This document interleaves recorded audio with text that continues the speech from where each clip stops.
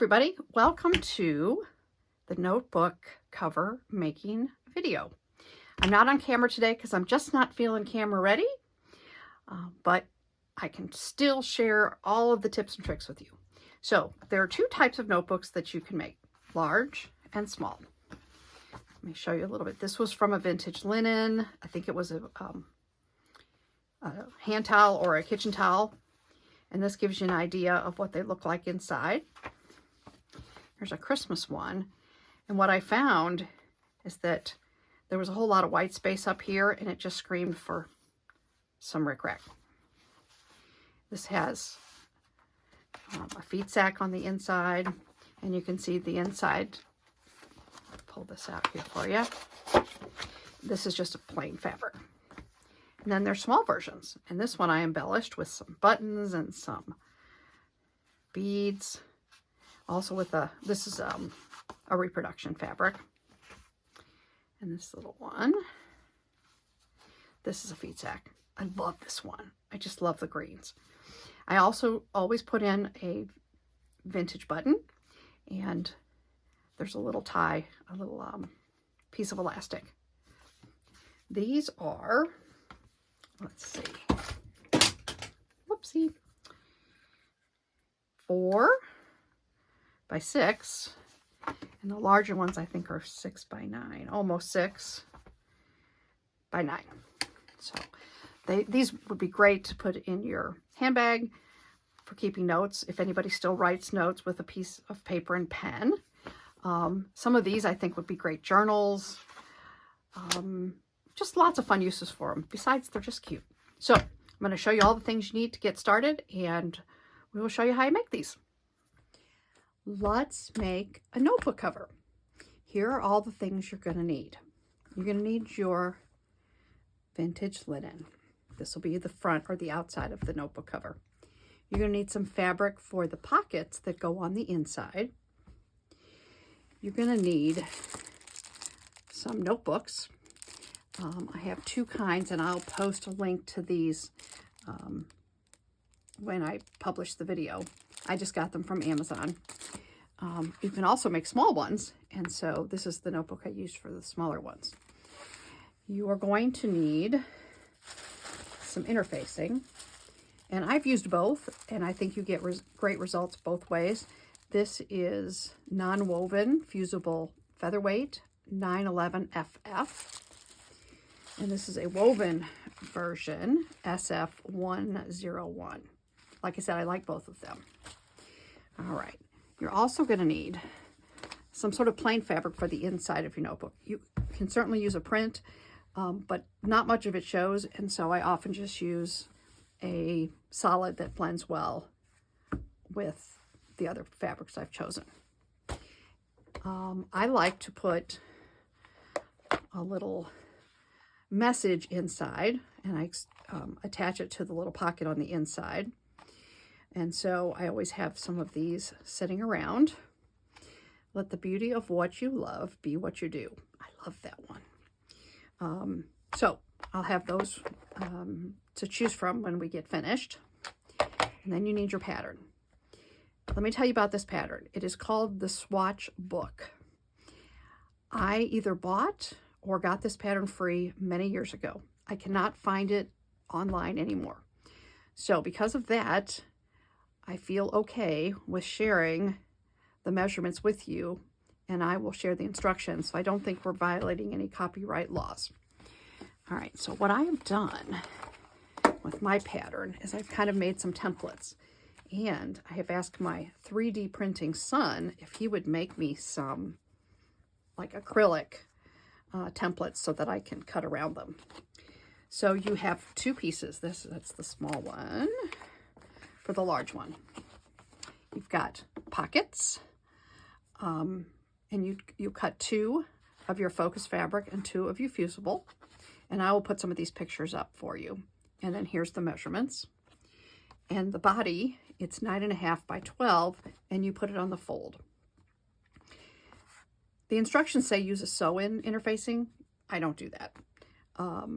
It works just fine to have our focus, which is our Vintage Linen, our lining, which is here, and then our fusible interfacing. And I actually use 2 of those, one for each pieces of fabric.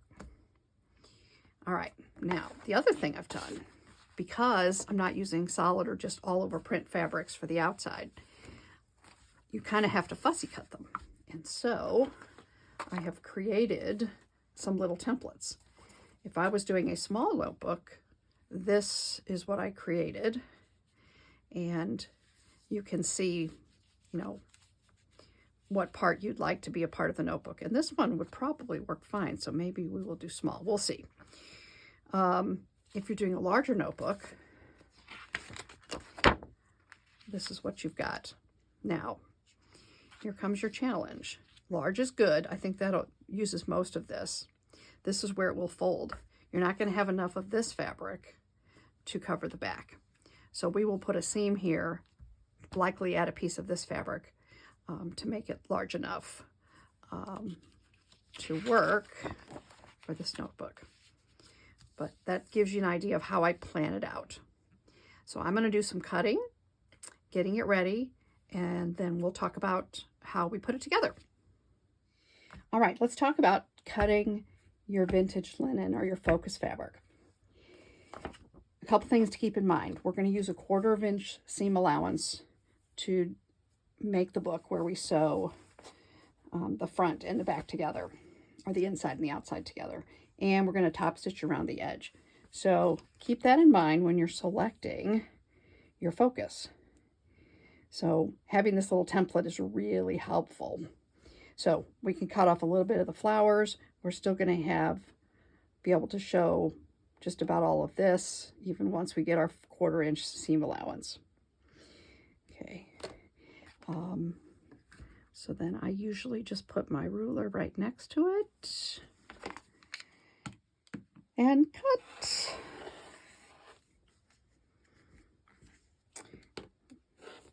And you can see I got a little bit close to my template here. That's why I really want an acrylic one, or however the magic of 3D printing works. That would be awesome. I'll give it now. One quick thing, because sometimes you only have enough for the front. This is just a tip. And you're going to have to put an entire different piece on the back. You're going to want to give yourself about a 1/2 inch seam allowance. In this case, we're going to use most of the backing and just add it here. So we don't need to cut this at all. Almost cut it. And then we'll trim at the top. And I'm going to make it a little bit taller and trim it once we're finished. You can always make it bigger. I mean, you can always cut it smaller after you're finished. I've never been able to find a way to grow fabric. Wouldn't that be amazing? Some people want a money tree. I want a fabric tree. Okay, so now we've got this. Now we're going to just straighten it up a little bit. And you can see, you know, with linen, I didn't do a very good job there. We're going to trim this. I got a new cutting mat this weekend, and I'm super excited. It's so nice and smooth. It is a Quilter Select. I feel kind of special. I feel select. Okay, we're going to cut that, and let's go back and trim this up a little bit. Make it a little straighter, because that feels better. I don't like uneven stuff. Make sure I've got it. There we go. All right. Okay. The next thing you want to do, and I know you've heard Kelly talk about this, turn to the back, and you want to cut your tails. Because you can't really see it here, but with light behind this, you can see, especially with the dark colors, you can see little tails hanging off. And those will show up on your finished product, so you want to get rid of those. So I'm going to trim those. If you cut any knots, what you can do, make sure you put a dab of glue where you've cut it, because you don't want the thread to come loose on the front. All right, so we've got this trimmed up. I trimmed my tails. I held it up to the light, to catch any that I might have missed. I think we're good. Now it's time to cut some fabric. So this is a feed sack. Oh my gosh. It's a full feed sack. I don't have very many of these. Oh, how cool is that? Look at the curves at the bottom, and it's got the thread up here that apparently you pull just the right one and it all comes out, but I've never done that before. This has been washed, soaked and washed and rinsed, and so it's in good shape. You may have noticed that I have these cards here. I've put all my fabric on shelves and I fold it, and these are comic book cards that I've gotten from Amazon. Fold them up and put some little clips on, and oh, don't have any right here, but that's how I store my fabric. Then it's really easy to shop because I feel like I'm at a store. Okay, so now we need to cut this. Oh my gosh, I'm so nervous. Okay, let's fold it. But they're to be used, right? Why have fabric if it just sits there? Because, you know, only so much can I keep. So let's use them. Okay, so we're going to need to cut our pockets, and we're going to cut a piece to go on the end here. All right, so always giving myself plenty of extra room. Let's cut this and make it straight-ish. I usually just measure it up the line at the bottom of the fold of the fabric, and it gets me pretty close. All right. Okay. And I could just open it up and cut individual pieces, but this will get used for lots of stuff. So I'm fine with just chopping off a piece of it. And then we'll actually measure what we're gonna, the pieces we need here. Okay. Goes there. You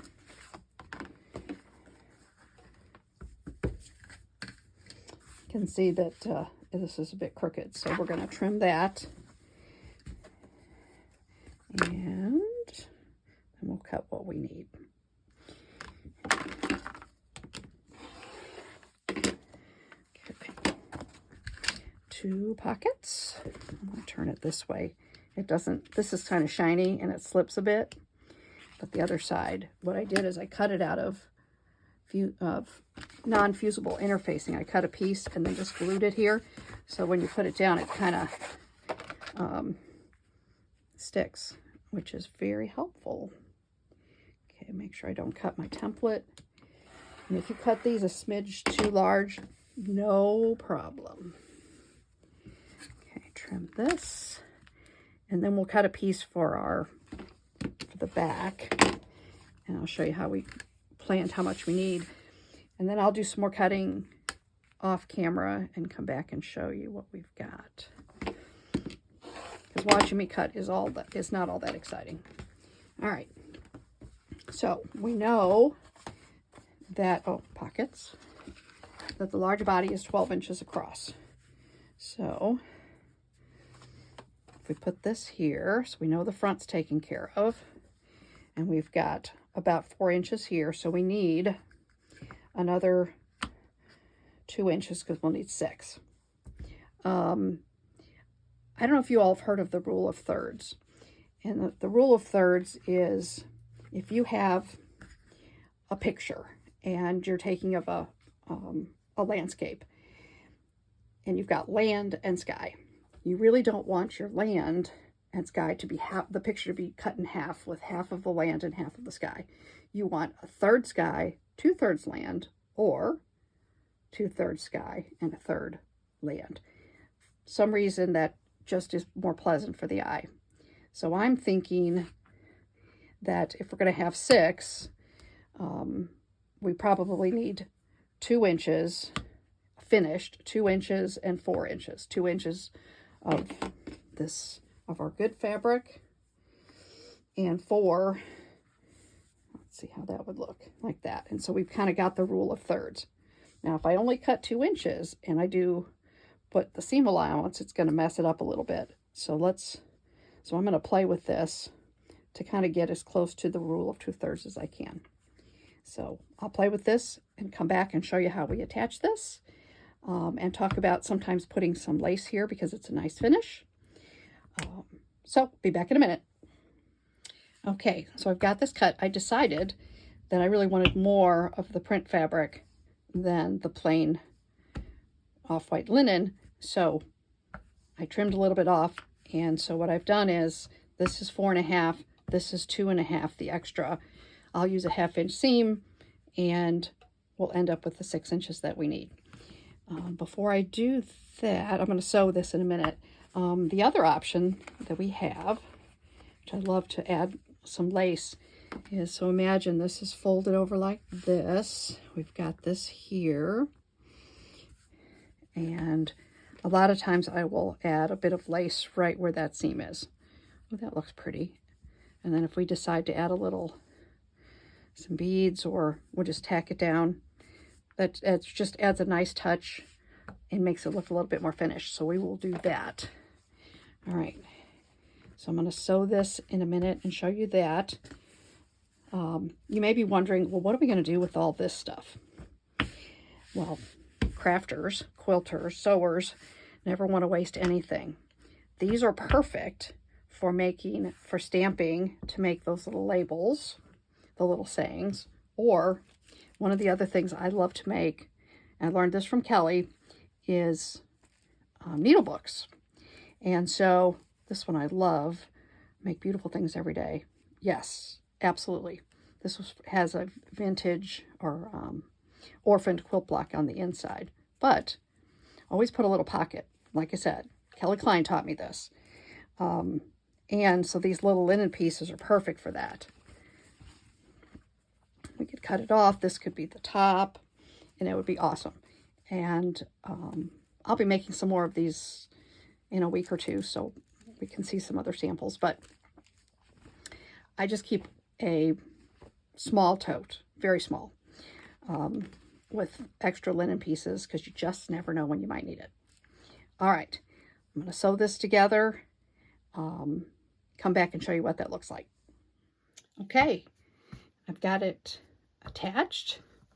I pressed to the dark side, and I squared it up just a bit. And now you can see, if we put maybe the lace like that, it fits nice in the ditch there, so that makes it work well. We will wait to sew this on until we put the interfacing on. Okay, so let's just recap. We've got our front, we've got our 2 pockets, which is for the inside. Got those. What we don't have cut yet is our lining for the inside, and we haven't cut our interfacing. So let's cut our lining. And this is just Moda cotton, which I like a lot. All right. So we're going to need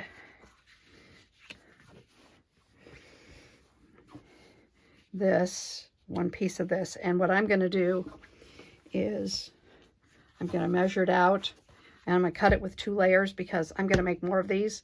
And so why not have extra ones? So let me cut that, and then I'll talk about how we cut the interfacing. All right, let's cut the interfacing for our pockets. And I'm using the non-woven because it's handy. All right, I have this folded. Let's make sure I folded it correctly here so that I can cut both at the same time. Got a nice straight edge there. I have a ruler here somewhere.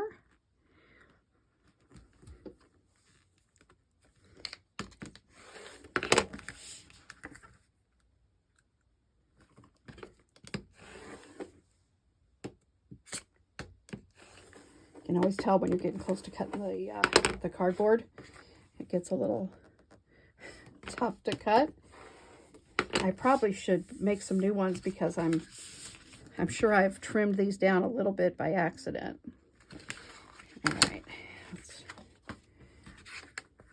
this little smidge off so that we have 2 pieces. There we go. All right, so here's the trick from the pattern, and it's a really good one, is to trim your corners. So you want to cut a little square out of each side, because we're going to sew all this thickness together. We're going to turn it right side out, and it's so much easier, and you'll get a much better points on your ends if you've trimmed it. So then we will take the wrong side to the sticky side. Ooh, that fits pretty well. And I will press this, and I'm going to fold it in half, and we're going to top stitch it. And I'll show you how to do that when we come back. I'm going to cut 2 more pieces of interfacing for the front and the lining, and then come back and we'll show you how we put that together. Okay, we have our interfacing ironed on, making sure that I didn't get any threads stuck in between the fabric and the interfacing. Good news is you can peel this off pretty well and get it out. And then we've got our pockets ready to go.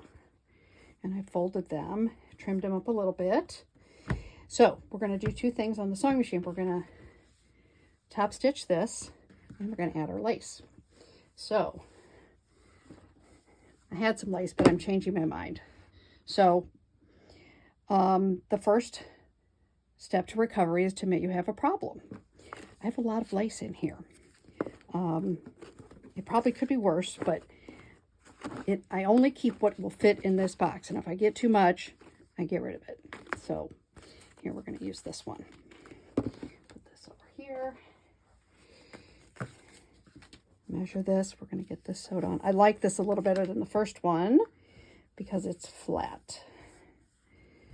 Okay. Kind of even it out. We've got little flowers. So we've got a flower. That's close enough. Okay. I'm going to press it. And then we're going to glue it, because glue is your friend.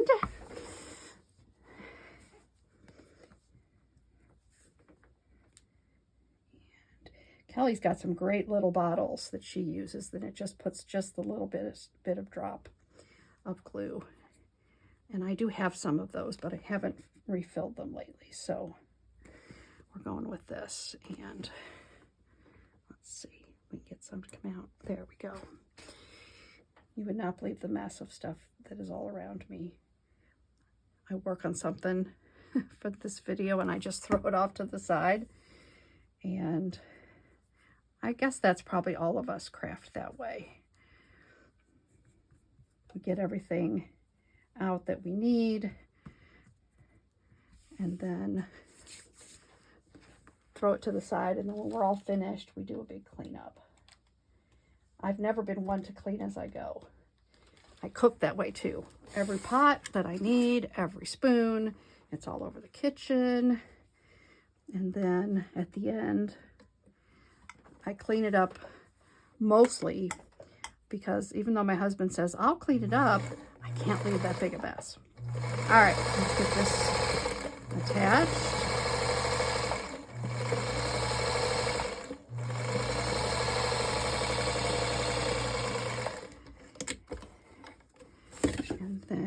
We probably should sew this down too. So we'll just, a little glue here. Spread it out. Somewhere I have a napkin. I think it'll be on this fabric. There we go. Okay. Press that. And let's sew that.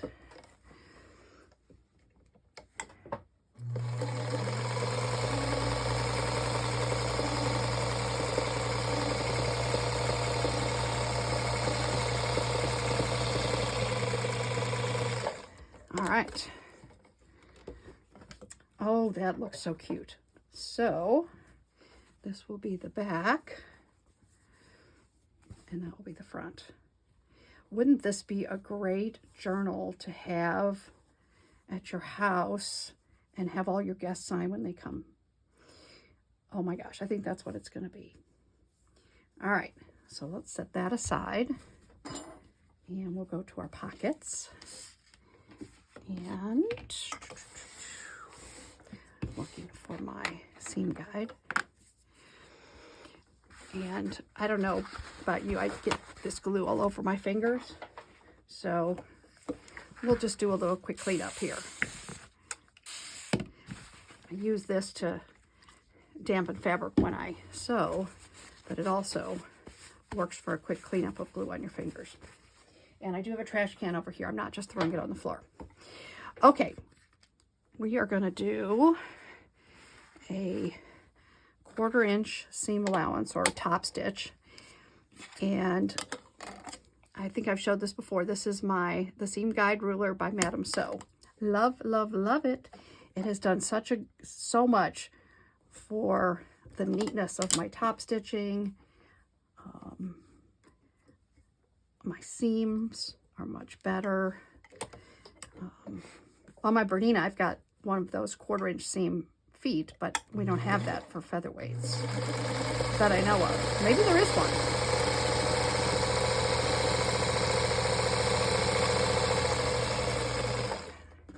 And we'll just chain stitch these.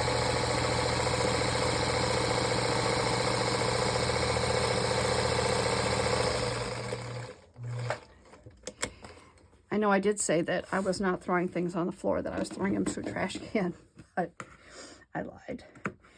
There's thread and those little pieces of interfacing. Oh, it's bad. Okay. Ta-da! If you're working with feet sacks, you know there's sometimes imperfections. Sometimes you can see the stitching lines.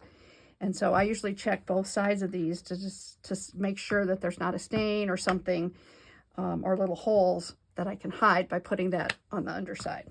But these look pretty good. All right. We're going to take our lining and we are going to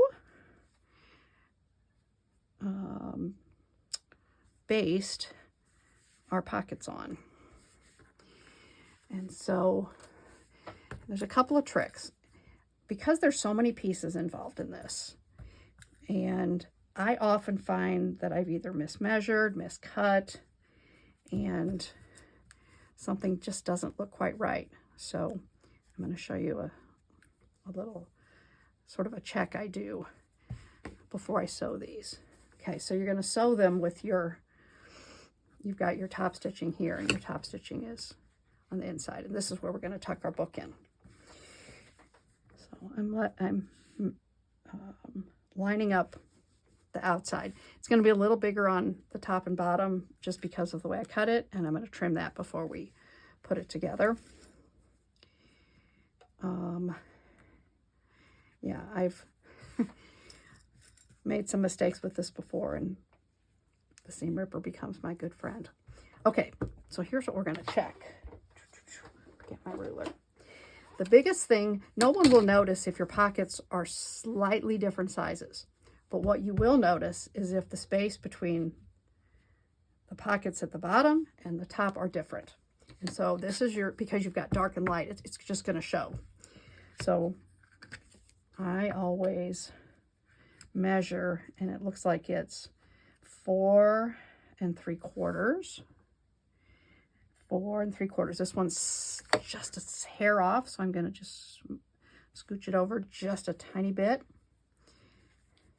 And if this is, as you can see right here, we've got a little extra backing and not enough pocket. But with our 1/4 inch seam allowance, when we put it together, you'll never notice. So let's double check it again. 4 3/4. 4 3/4. Okay, I can sleep tonight. I know I probably shouldn't be that particular, but I don't know. I'm one of those people. I have this attention to detail kind of thing. I think it's probably an obsession, and maybe I should figure out how to get rid of it. But if I walk in a room and a picture frame is crooked, even if I'm like in an office building or when I used to work, I would go up and straighten it. So if any of you are like that, you're my people. Okay, we're going to top stitch this. So I'm going to make it with a bigger stitch length. And I find it works better if you stitch it from the back. When I've done it from the front, it tends to pull this fabric and it stretches it a little. So I'm going to stitch the tops. Oopsie. Now you can see where you may not be able to see the little cutout from the interfacing, which is going to be so helpful for us when we put it together.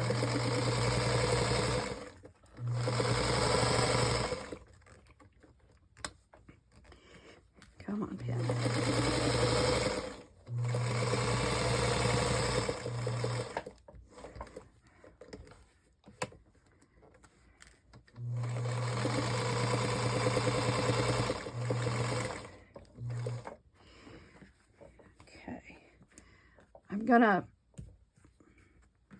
I'm gonna do the other one separately.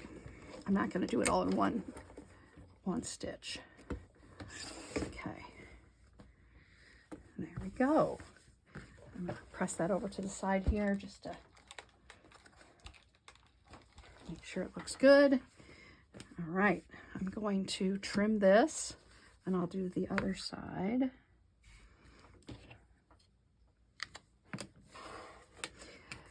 When I trimmed up the base and I trimmed up the top, I actually made sure that it measured 12 inches across and 9.5 inches tall. So I've made them too small before, and then the book didn't fit, which was not good. So just always want to check that. Okay, I'm going to sew this. I'm going to come back and show you how we start to put it together. Okay, we've got our pocket sewed on. I did another square up just to make sure it was the right size. We've got our front, so we've used all our pieces. I'm looking around and oh, remember I mentioned don't forget the little elastic piece, and I almost did that. So we're going to grab that, which is over here somewhere. Here we go.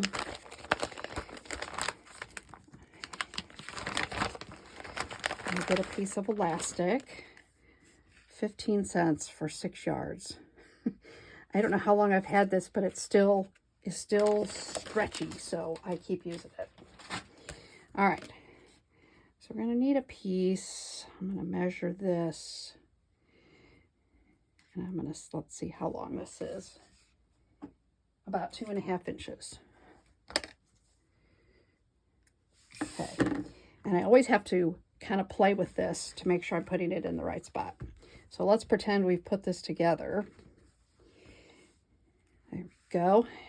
And we will put a button here, which means that our elastic's going to have to come out from here. So let's find the halfway point.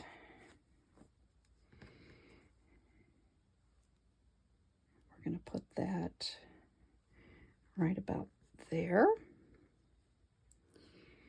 All right.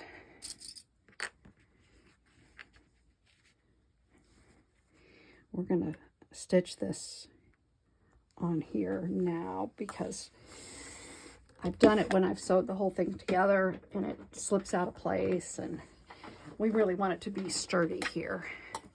So we're going to stitch this right here. Oh, and put it back to the normal stitch length. Hand on both sides because it tends to stretch a little bit. Sometimes I just use blue painter's tape to hold it, but okay, there we go. Yeah, sometimes I do forget things, that is for sure. I'm going to trim it flush. So I was thinking about what I said about, making things perfect and even, and thought, I don't want to give you the idea that everything I do is perfect, because it is certainly not. And the tips I'm giving you are things that I've just learned from doing it the wrong way. And I love, there's two phrases that I think about. Finished is better than perfect. And that Kelly says it's that when you try to compare your work to others, you know, you get rid of your joy. So I'm just trimming my little corners here because now that I've trimmed it, the little squares are too small. I'm going to make sure my corners are good. But use the things that all of us do for inspiration, but make it yours. And if it's not perfect the first time, that is okay. If it's not as good as you want it the first time. I like to think of, at the end of trying something new, I ask myself, what have I learned? What do I know now that I didn't know before? And that's called a growth mindset. And that is a way better way to live than thinking everything needs to be perfect and that you need to be able to do it the first time just like that, because that's just not how it happens. So keep that growth mindset in mind. Remind yourself what you know today that you didn't know at the beginning of your project and rejoice in that. Okay, I'll get off my soapbox.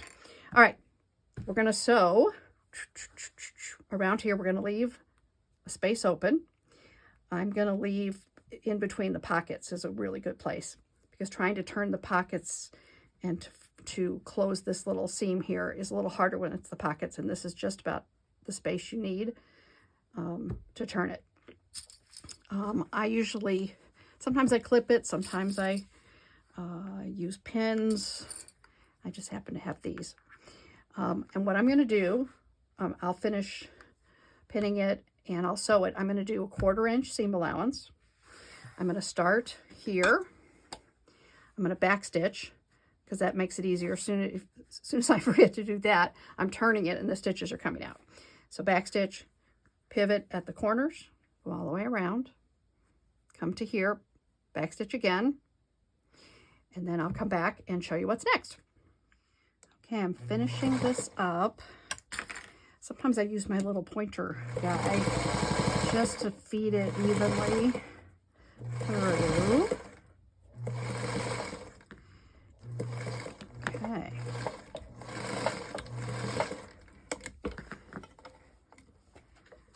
Push that back. So exciting. Now we're gonna clip the corners, and I usually clip across and then trim up a little bit.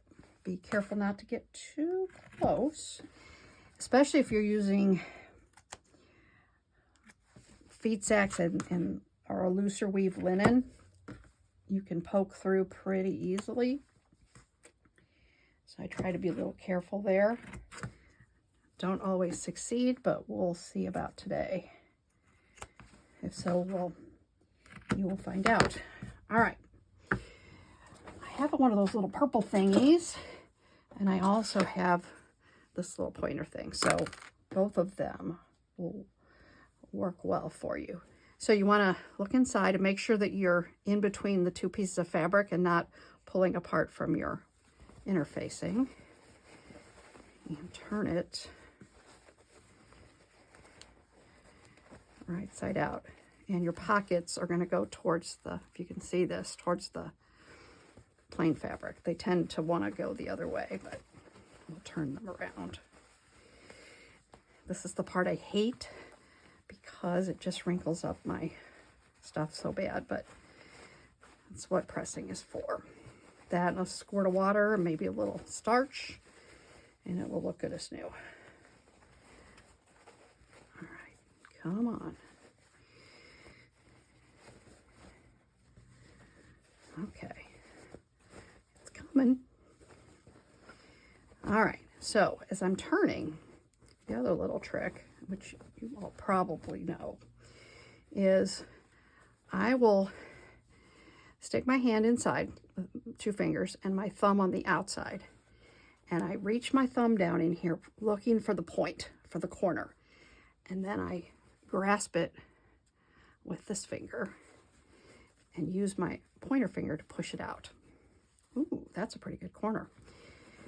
Do the same thing. Your thumb on the outside, your pointer finger on the inside, and your pointer finger is pushing it out, pushing it against your thumb. Find the corner with my thumb, put my finger in there and press it out. Push it out. And the same thing over here.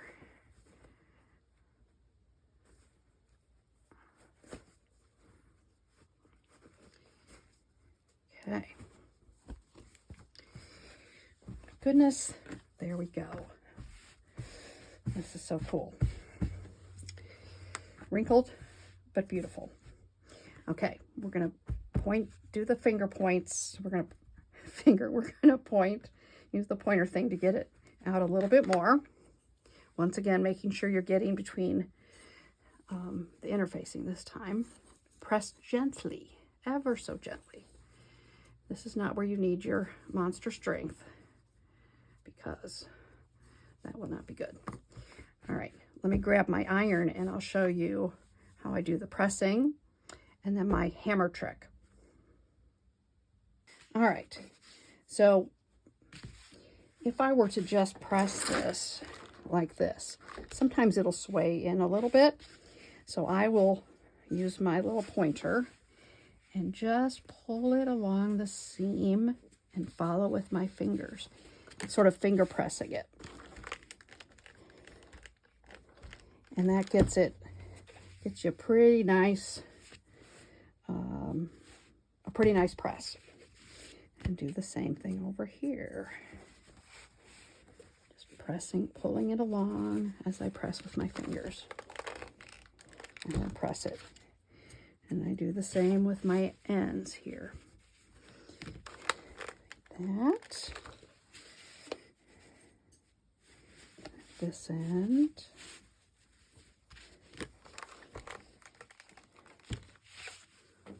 The top is a little trickier to do, but we can squeeze it in there. You can kind of see it just coming through. It just gets a nice press, makes it, you've got an even amount of your lining on this side and the right amount of your front fabric on the other side. Okay, this little press here. Press inside. And we will give the front a good press when we're finished. We'll do some, spritz it a little bit. But you can kind of see how it's coming together. Oh my gosh, it's adorable. I love it, love it, love it. Okay, now we're going to get our glue and we're going to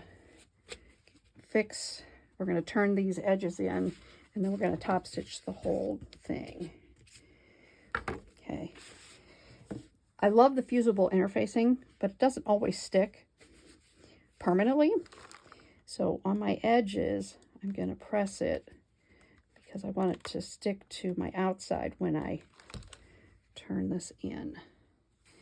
Okay, let's flip this side and do the same thing. All right, so now we're going to turn it up. Sorry if there's a little shadow here. And finger press it. Use your fingernail. You can use this. I don't press it with the iron yet because I want to make sure I've got it right. And then we'll press this one up the same way.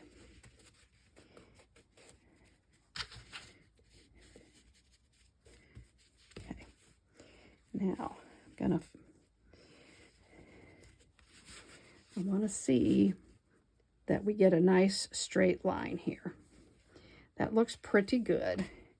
And let's make sure we get a good one here. Because it's kind of, a little bit of it's on the front. If it doesn't look great, it kind of shows. So I can see it goes up a little bit. So I'm going to play with this just a little bit. I'm going to pull a little bit more of this out, and then I'll show you where we can use some glue to glue this together, and then we're going to top stitch. Okay, I think I've got it in a pretty good place. So I'm going to stick a little glue in between here. Press it together, which will hold it while we top stitch. Okay. A little press. All right. Before we top stitch, this is the hammer trick. So I did this at a retreat. People were like, what is she doing? So this is from my creative memory stuff. And what I do is I tap the corners and around the edges because we've got a really thick seam. A lot of bulk here. And this helps to smash it down a little bit. And it just really helps when you sew it. So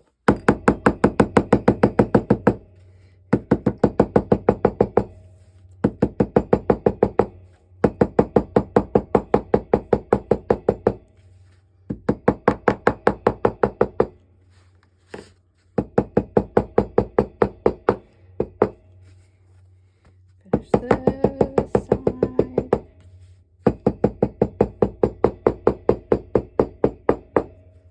Okay, so I got this idea. I think I was watching some quilting video and they were talking about when you have really bulky seams, what can you do? Like, hey, works for me. Okay, now we're going to top stitch. And I am going to, it's going to be a very narrow, so I'm going to actually rest the presser foot right on the edge.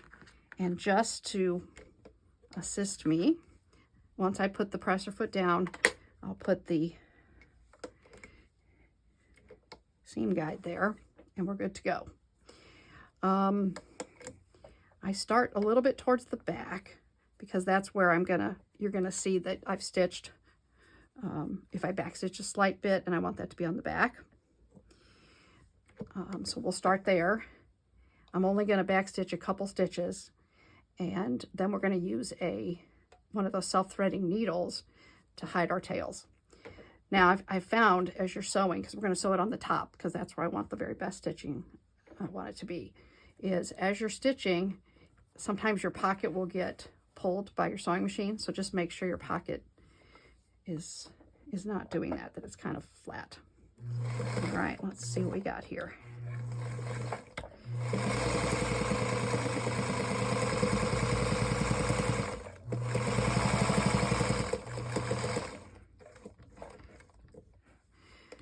And I'll come around. Oh, I guessed right.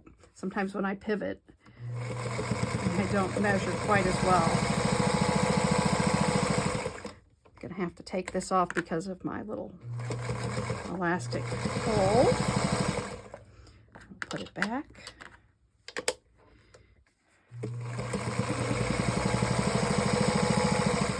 And yes, I did check my bobbin before I started this, because I love it when I can get it all in one fell swoop. All right, I'm going to finish around here and then come back and we will talk about the finishing touches.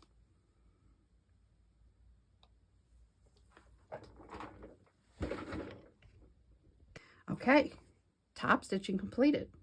That turned out pretty good. All right, so we got our threads. So I turn it to the inside and I will pull them through, tie it, put a couple knots in it, and then with the self-threading needles, pull it through and bury my needle. Then we can trim it off. So I'll do that with the other one when we're finished here. Okay. All right. Let me grab a book. I'm going to need that. It goes on the floor. So our last few steps here is I've decided this would be a good one. It says notes, details, journal, my story to tell. So I am going to put that there. I'll put a little bit of glue to stick it in place, and then I'm going to get some embroidery floss and I'm going to sew around it. So I'll do that. And then at the very end, I'll show you what it looks like. And of course, you've got to sign your work. And so I will put that on. So those will come, and then we need to sew a button. And what I usually do is fold this up here and put just a little spot, like a little mark right there, and that's where I'll sew the button. The buttons that work best are ones that have a shank, as opposed to ones with holes in them. And hang on just a second. I think I have one right.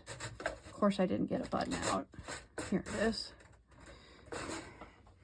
So these are the good kinds. It's got a little shank. This is a glass one. It's chipped, so I'm not going to use it, but this would be perfect. So give it a couple of stitches. I double my thread, just like we were sewing buttons back in Girl Scouts. We learned all about that. And then it will fit perfectly. And